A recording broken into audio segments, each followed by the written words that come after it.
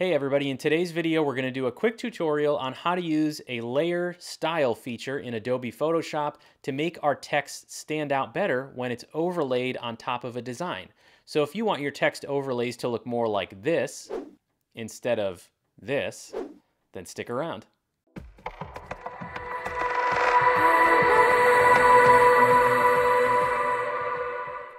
All right, this is going to be a quick tutorial on how I use an Adobe Photoshop layer style to make the text in my design stand out more when I have it overlaid over a background or a pattern.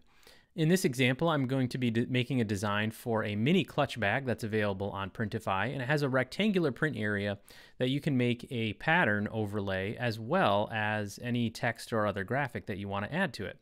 Now, this technique works equally well for graphics that are layered on top of a pattern or design, as well as any text that's overlaid on top of anything, really, whether it's other text or a pattern or background or anything like that. So, as you saw in the intro, this is the design that I'm working with, kind of a cheetah or a leopard print pattern, and I want to overlay some cool text over the top of it, but I don't really like the way it looks with just the text sitting on top of this pattern, because even though this isn't a multicolored, highly complex pattern, the text, kind of the detail of the text kind of gets lost a little bit in all of that background pattern. So it's very simple to make an outline or a border around any shape of text or any object in Adobe Photoshop by using the stroke layer style to add a border around your text or your object, and then basically flatten the image and then delete what you have as the border. So this is going to be pretty quick. All we have to do is select our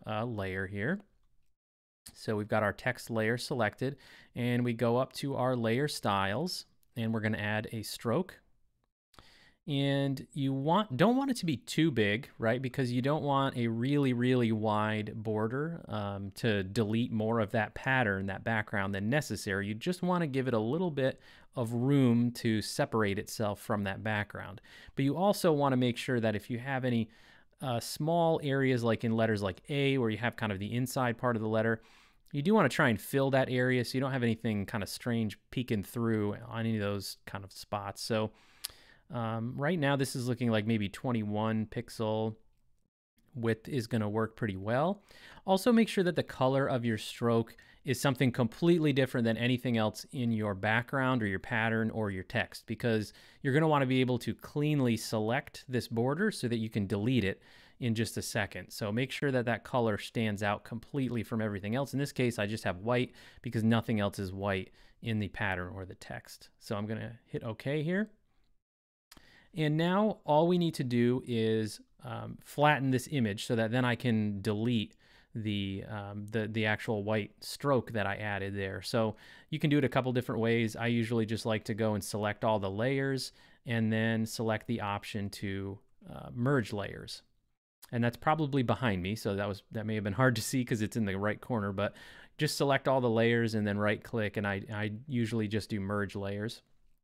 And so now we have a single layer with all of this as one flattened image, and that's going to allow us to go to our magic wand tool and select that white stroke area. Now, there's one other way that you can select it. If you use the magic wand, you just have to click multiple times, around all the white areas till you have it all selected before you delete it.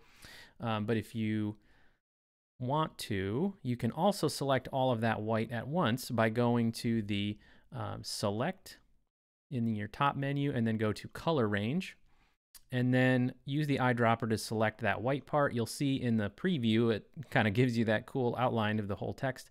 You can play with that fuzziness if you need to. That's just to increase how many pixels it's going outside of the actual color you selected. When you select a base color like white or black, it's not going to change it a whole lot to play with the fuzziness, but it certainly will change it if you select any other color blend. So I think we can leave it kind of where it was in the middle here and just hit OK. And now you'll see it selected all of the white, and I didn't have to click multiple times. So now just do your Control X or Command X, and you can delete all of that white stroke that we added. And now here you go. So here's what the pattern looks like now with that little bit of space around our letters.